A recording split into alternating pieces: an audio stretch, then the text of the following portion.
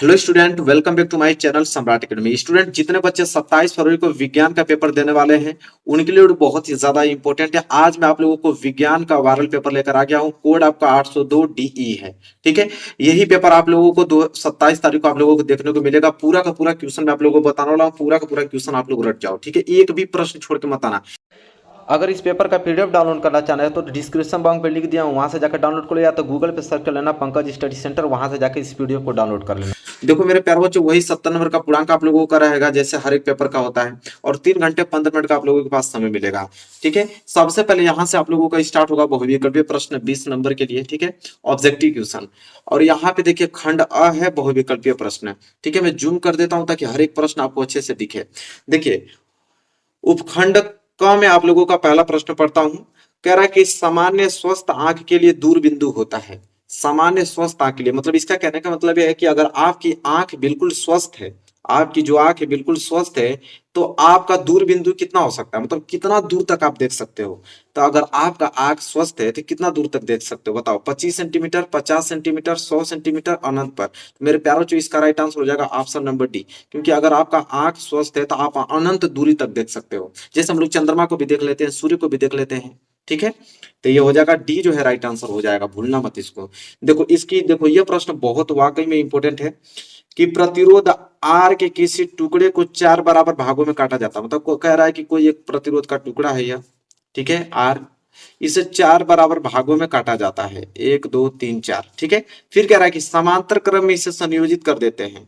यदि तुल्य प्रतिरोध अगर इसका आर डैश हो तो आर डैश बटे आर का अनुपात का मान पूछ रहा है। देखो मेरे प्यार बच्चों, आर डैश बटे आर का अनुपात पूछ रहा है। और कभी कभी क्या होता है कि कभी कभी आर को ऊपर कर देता है और आर डैश को नीचे कर देता है, बस यही अंतर होता है और कुछ नहीं प्रश्न में। तो यहाँ पे हमें प्रश्न पूछा है कि आर डैश बटे आर का अनुपात होगा, तो इसका हो जाएगा ऑप्शन नंबर डी 1/16। अगर कभी कभी उलट देता, आर को ऊपर कर देता, आर डैश को नीचे कर देगा, तो उस समय क्या होगा कि 16 ऊपर चला जाएगा और 1 नीचे आ जाएगा। तो इसका आंसर हो जाएगा आप लोगों का 16। ठीक है, इसका आंसर क्या हो जाएगा? 16 हो जाएगा। तो बस अनुपात याद रखना, आर डैश बटे आर देगा तो 1/16, और आर बटे आर डैश देगा तो इसका आंसर हो जाएगा 16। ठीक है, तो ये दूसरा क्वेश्चन था, पूरा का पूरा अच्छे से क्लियर हो गया होगा आप लोगों को। देखो अगला प्रश्न तीसरा है कि 20 सेंटीमीटर फोकस दूरी वाले उत्तल दर्पण के सामने 20 सेंटीमीटर दूरी पर स्थित वस्तु का प्रतिबिंब बनता है। ठीक है, कह रहा है कि अगर उत्तल दर्पण के सामने 20 सेंटीमीटर दूरी पर अगर वस्तु को रख दिया जाए और उसका प्रतिबिंब 20 सेंटीमीटर दूरी पर ही बनता है, ठीक है, तो क्या होगा? 10 सेंटीमीटर दूर पर दर्पण के पीछे बनेगा कि 10 सेंटीमीटर दूर दर्पण के सामने के अनंत पर, कि इनमें से कोई नहीं? ठीक है, बताइए। कह रहा है कि 20 सेंटीमीटर फोकस दूरी वाले, अगर फोकस दूरी इसका दिया है एफ बराबर आपको दिया है 20 सेंटीमीटर। ठीक है, और कह रहा है कि 20 सेंटीमीटर दूरी पर स्थित वस्तु, मतलब यू बराबर आपको दिया है 20 सेंटीमीटर, तो यू तो हमेशा आप लोगों का माइनस में होगा।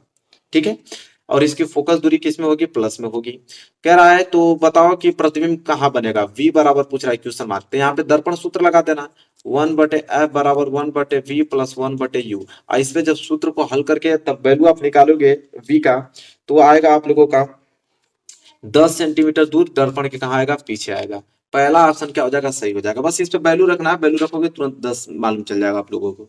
ठीक है, आई होप आपको क्लियर हो गया होगा।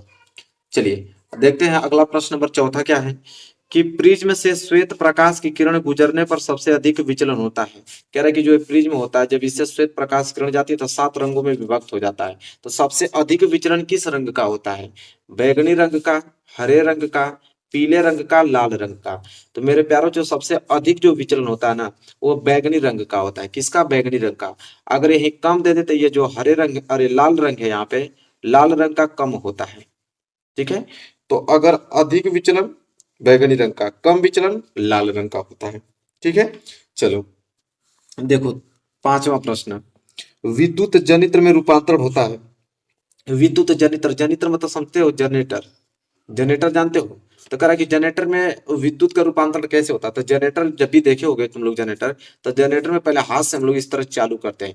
तो हाथ से जब लगा रहे हैं तो मतलब यांत्रिक ऊर्जा हम लोग लगा रहे हैं, और जब यांत्रिक ऊर्जा हम लोग लगाते हैं तब वो चालू हो जाता है, और चालू होने लगता है तो उसमें करंट आने लगता है, मतलब विद्युत ऊर्जा में कन्वर्ट हो जाता है। तो वही कह रहा है कि विद्युत जनरेटर में रूपांतरण होता है तो यांत्रिक ऊर्जा से किसमें, विद्युत ऊर्जा में। पहले हम लोग हाथ से लगाते हैं यांत्रिक ऊर्जा, तब जाके वह विद्युत ऊर्जा में कन्वर्ट होता है, मतलब सी जो है यह राइट आंसर होगा इसका।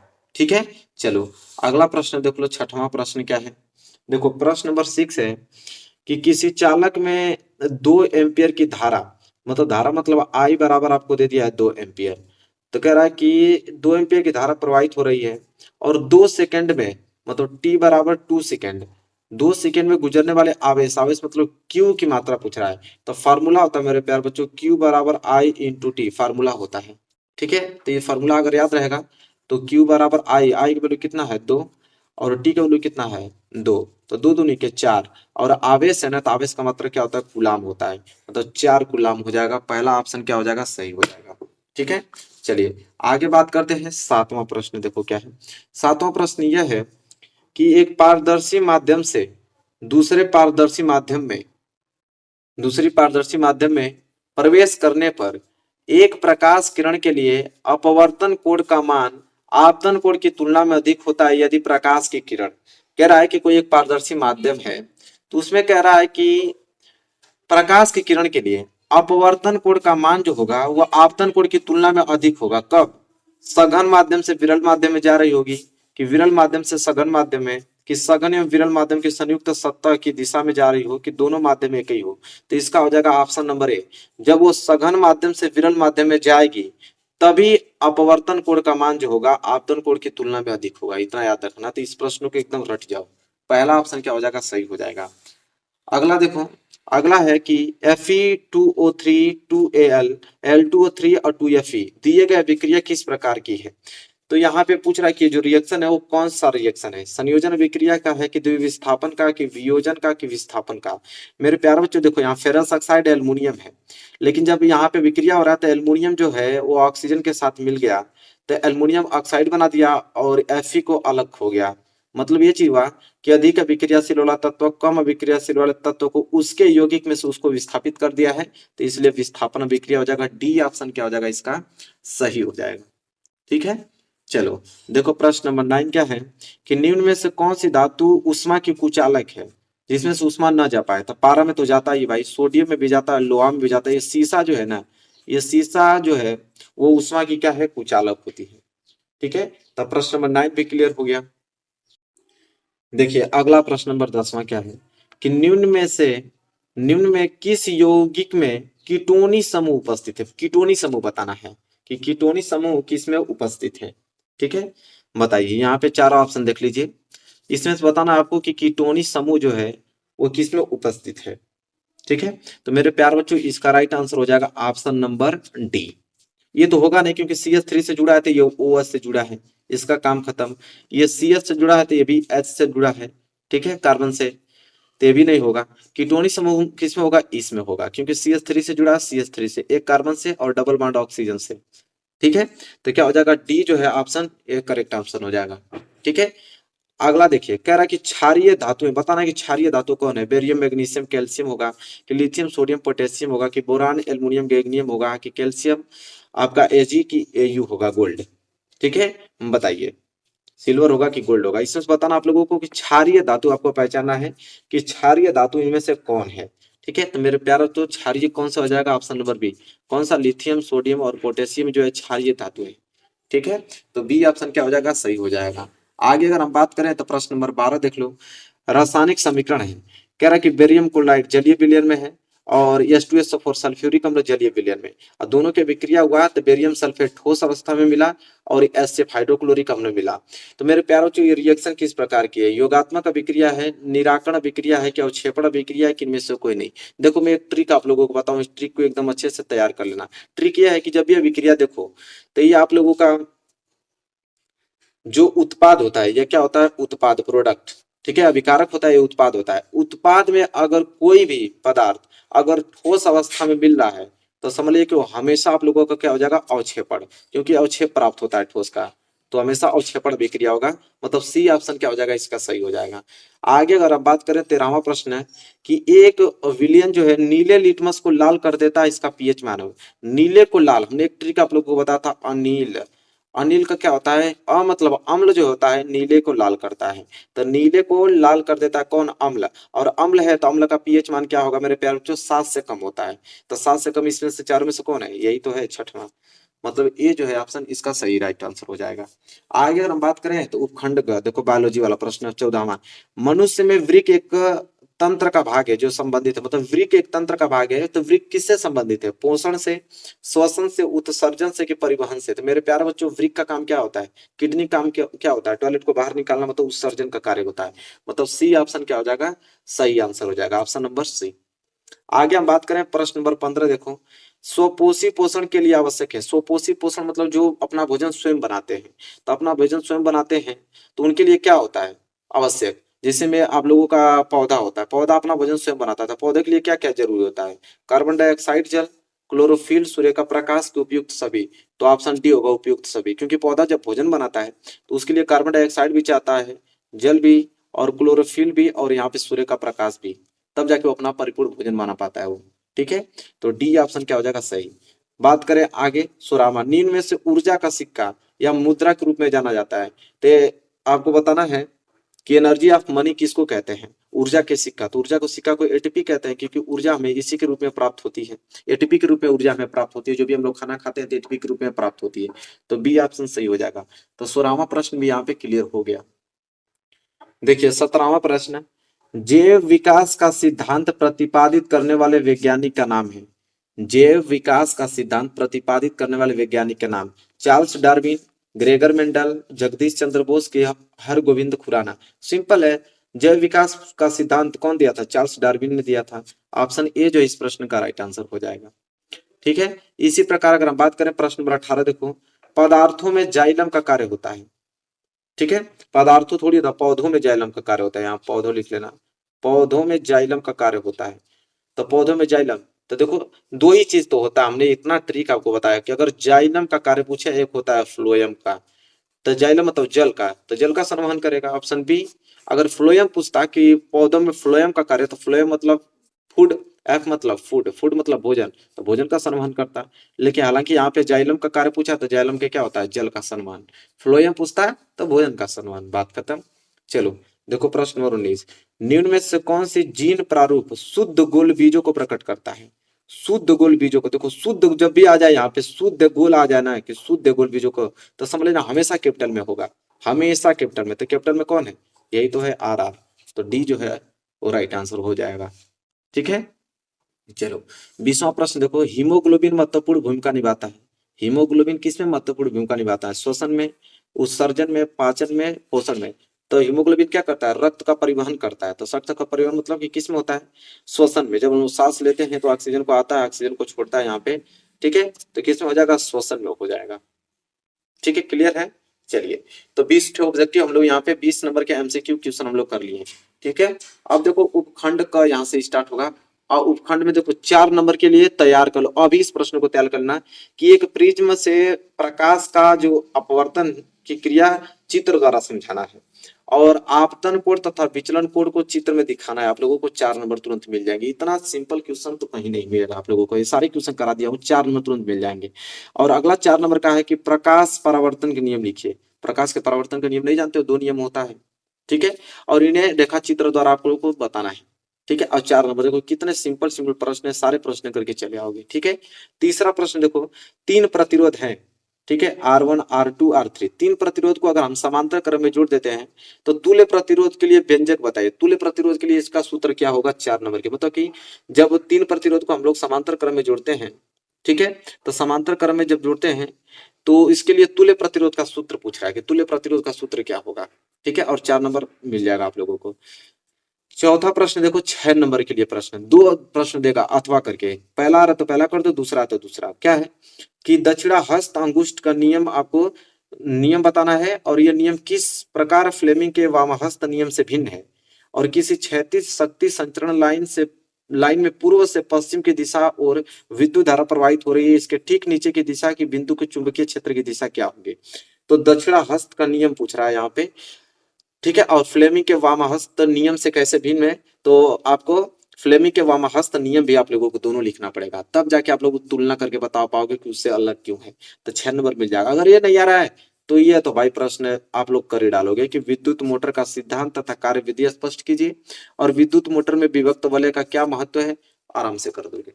तो ये प्रश्न तो आप लोग वाकई में प्रैक्टिस कर ही लिए होगे और याद भी होगा, आप लोग तुरंत कर लोगे। आगे का अगर हम प्रश्न बात करें तो यहाँ पे उपखंड खा जाता है। देखो उपखंड ख में क्या है, यहाँ पे उपखंड ख में यहाँ पे मेरे प्यारे बच्चों की निम्नलिखित रासायनिक अभिक्रियाओं के लिए संतुलित रासायनिक समीकरण लिखिए, ठीक है। संतुलित रासायनिक समीकरण लिखना है। जैसे में पहला है कि सल्फ्यूरिक अम्ल, देखना ध्यान सुनना, सल्फ्यूरिक अम्ल और सोडियम हाइड्रोक्साइड के जलीय विलयन परस्पर अभिक्रिया करके जलीय सोडियम सल्फेट और जल बनाते हैं, ठीक है। देखो ये कहना क्या चाह रहा है, कैसे हम लोग करेंगे इसको, देखिए संतुलित करना है ना। देखो सल्फ्यूरिक अम्ल सूत्र मालूम होना चाहिए, सल्फ्यूरिक अम्ल का सूत्र क्या होता है, H2SO4 होता है, ठीक है, सिंपल। इसके बाद कह रहा है plus sodium hydroxide. Sodium hydroxide मतलब क्या होता है, Na मतलब सोडियम, OH मतलब हाइड्रोक्साइड। सोडियम हाइड्रोक्साइड का सूत्र क्या होता है, NaOH, ठीक है। अब अभिक्रिया करके क्या बना रहा है यहाँ पे, जलीय विलयन परस्पर अभिक्रिया करके जलीय सोडियम सल्फेट बनाता है। क्या बनाता है, सोडियम सल्फेट बनाता है। तो सोडियम सल्फेट का सूत्र क्या होता है, Na2SO4, सोडियम सल्फेट। प्लस क्या बनाता है, जल बनाता है, मतलब H2O। अब इसको संतुलित करना है, ठीक है। तो देखो संतुलित कैसे होगा, यहाँ पे सिंपल, यहाँ पे संतुलित हम लोग करेंगे। देखो हाइड्रोजन यहाँ पे कितना है, 2, और हाइड्रोजन यहाँ पे 3, और यहाँ पे हाइड्रोजन कितना है, सिर्फ 2। तो 2 हाइड्रोजन, यहाँ पे 3 हाइड्रोजन है, तो हम लोग क्या करेंगे, यहाँ पे 2 लगा देते हैं। तो 2 हाइड्रोजन यहाँ हो जाएगा, 2 हाइड्रोजन 4 हाइड्रोजन हो जाएंगे, ठीक है। तो यहाँ पे 2 लगा देंगे तो 2 दूनी के 4 हाइड्रोजन यहाँ पे भी हो जाएंगे, ठीक है। सल्फेट की बात करें तो सल्फेट देखो 1, बिल्कुल। सोडियम के सोडियम 2 है यहाँ पे, ठीक है।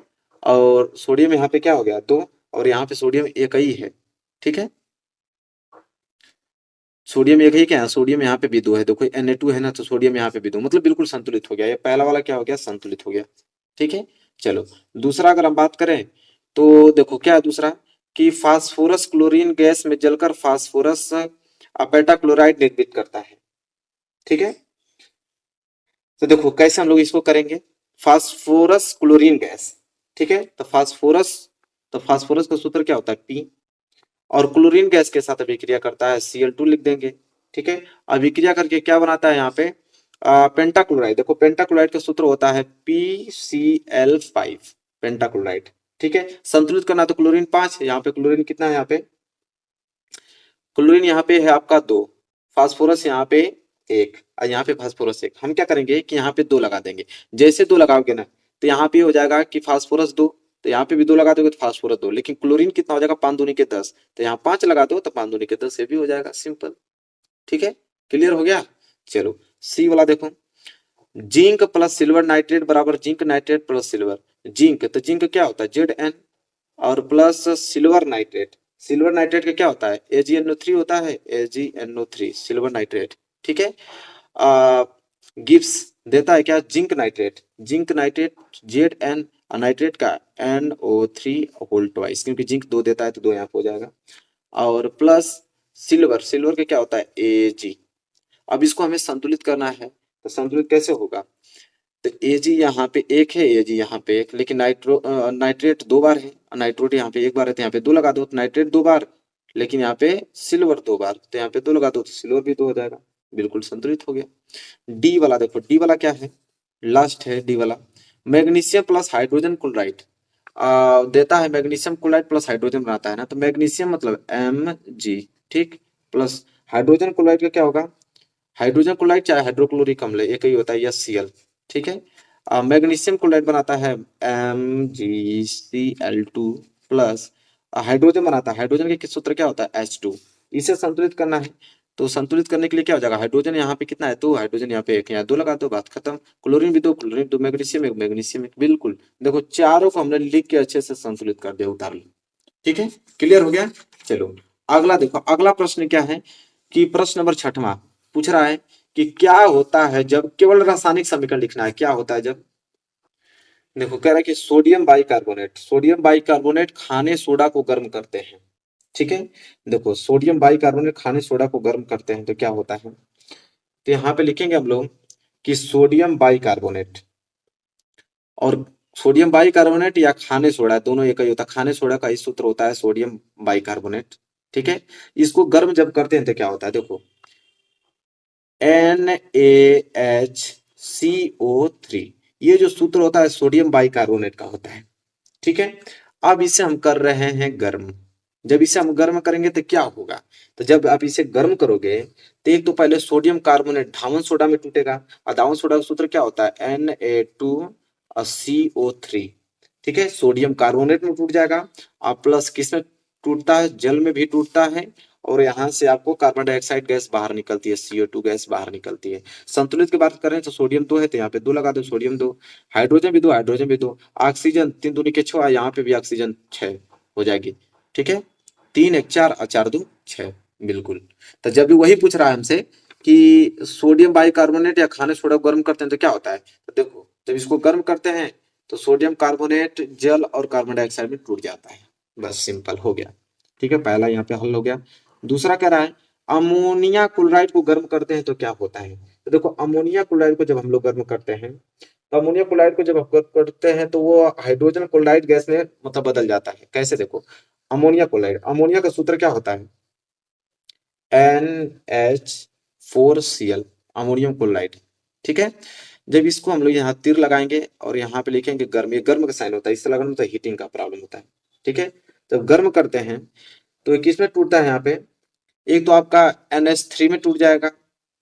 ठीक है, और एक आपका HCl हाइड्रोक्लोरिक अम्ल में टूट जाएगा। ठीक है, हाइड्रोजन क्लोराइड में टूट जाता है। ठीक है, और अमोनिया में।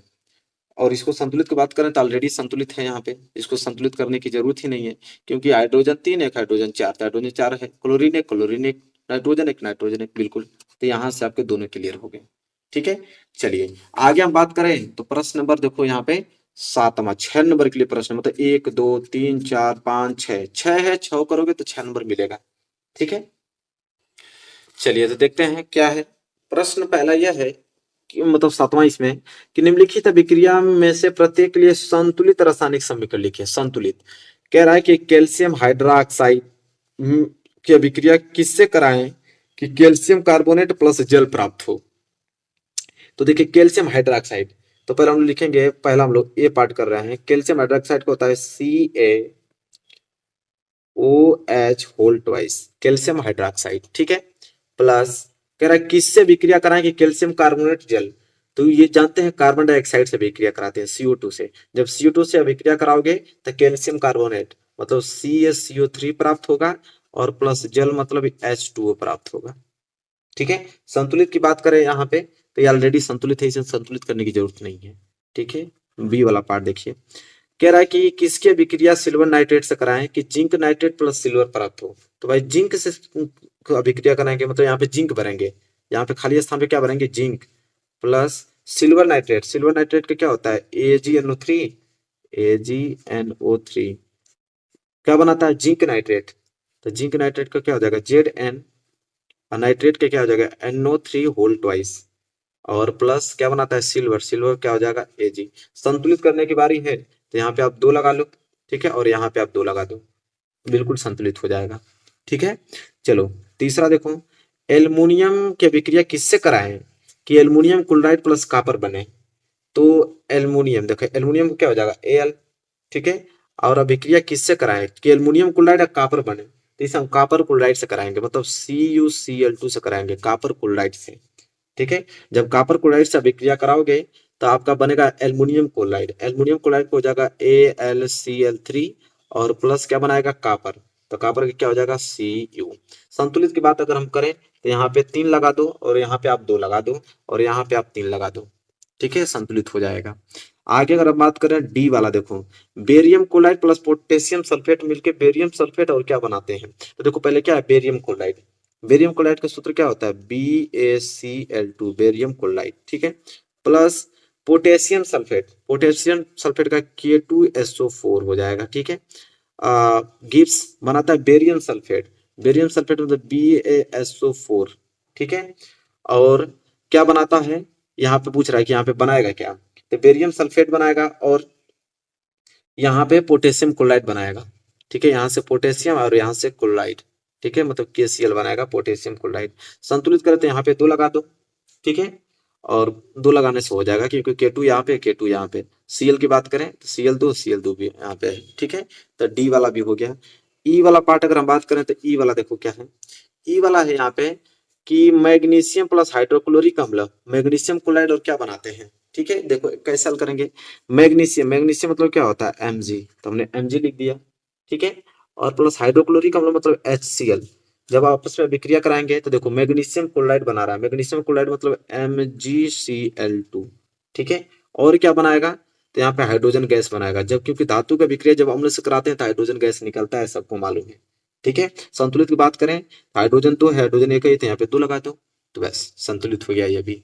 लास्ट देखो E के बाद F, कह रहा है कि किसकी विक्रिया क्लोरीन से कराएं कि हाइड्रोजन क्लोराइड, तो सिंपल है, हाइड्रोजन क्लोराइड का मतलब कि यहाँ पे पूछ रहा है HCl किससे प्राप्त होगा, तो भाई HCl का विक्रिया किससे कराते हैं, हाइड्रोजन गैस से और प्लस क्लोरीन गैस से। जब विक्रिया कराओगे तो HCl प्राप्त होगा, यहाँ पे 2 लगा दो, संतुलित हो जाएगा। तो देखो 6 पूछा था, 6 हमने संतुलित करके आप लोगों को बता दिया। आई होप आपको क्लियर हो गया होगा अच्छे तरीके से। आगे अगर हम बात करें, अगर ये नहीं 6 करना चाहते हो तो अथवा करके ऑप्शन दिया है कि संयोजन विक्रिया किसे कहते हैं, संक्षारण की बात है, भर्जन की बात है, तो 2-2 नंबर करोगे तो 6 नंबर क्लियर हो जाएगा। अगर ये नहीं करना चाहते हो तो ये कर सकते हो। ऐसे सारे टॉपिक हमने वीडियो बना रखी है, जाके देख सकते हो कि भर्जन किसे कहते हैं, संक्षारण किसे कहते हैं, संयोजन विक्रिया किसे कहते हैं, ठीक है, तुरंत क्लियर हो जाएगा। आगे हम बात करें तो देखो यहाँ पे खंड ग स्टार्ट होता है। खंड ग में यहाँ पे 8वां प्रश्न है, परिवार नियोजन की विधियों का उल्लेख कीजिए, ठीक है। और 9 है कि मानव के आहार नाल का नामांकित चित्र बनाइए। देखिए आहार नाल का नामांकित चित्र बनाना आज ही सीख लो। अब परिवार नियोजन तो इंपॉर्टेंट है भाई, एकदम पेपर में एकदम छाप के आना, ठीक है, तो पूछता ही पूछेगा, ठीक है। देखो समजात तथा समरूप अंगों का उदाहरण देके आप लोगों को समझाना है, ठीक है, और वृक्कों में मूत्र का निर्माण की प्रक्रिया का सचित्र वर्णन कीजिए, ठीक है, तो ये काम करना है। अगर ये नहीं करते हो तो अथवा करके एक ऑप्शन और दिया है आपको, ठीक है। देखो यहाँ 10 प्रश्न तक हो गया ना, 10 प्रश्न तक। 11वां प्रश्न, वृक्क में मूत्र निर्माण की प्रक्रिया का सचित्र वर्णन करो। अगर ये नहीं कर पा रहे हो 11वां प्रश्न, तो अथवा करके एक ऑप्शन और दिया है, वो ऑप्शन है कि मानव के नर जनन तंत्र का सचित्र वर्णन कीजिए। देखिए दोनों टॉपिक बहुत इंपॉर्टेंट है, दोनों आप लोग रट के जाना। देखो इस जो पीडीएफ है, इस पीडीएफ को अगर डाउनलोड करना चाहते हो तो देखो गूगल पे सर्च करना, गूगल पे जाके पंकज स्टडी सेंटर, यहाँ से जाके वहां पे आप लोगों को मिल जाएगा, पीडीएफ जाके डाउनलोड कर लेना पंकज स्टडी सेंटर पे, ठीक है। और यहाँ पे वेबसाइट भी हमने दिया है pankajstudycenter.com, वहां पे जाके ढूंढ लेना, वहां पे मिल जाएगा आप लोगों को। बाकी पूरा सोल्यूशन तो मैं करा ही दिया हूँ, और इसी वीडियो के डिस्क्रिप्शन में भी लिंक इसको दिया हूं, तो इसी वीडियो के डिस्क्रिप्शन में जाके भी इसको डाउनलोड कर लेना। आई होप आपको क्लियर हो गया होगा, ठीक है। तो वीडियो को शेयर कर दो, चैनल पर नए हो तो चैनल को सब्सक्राइब करके बेल आइकन को प्रेस कर लेना। मिलेंगे एक प्यारे से नेक्स्ट वीडियो में, तब तक के लिए धन्यवाद।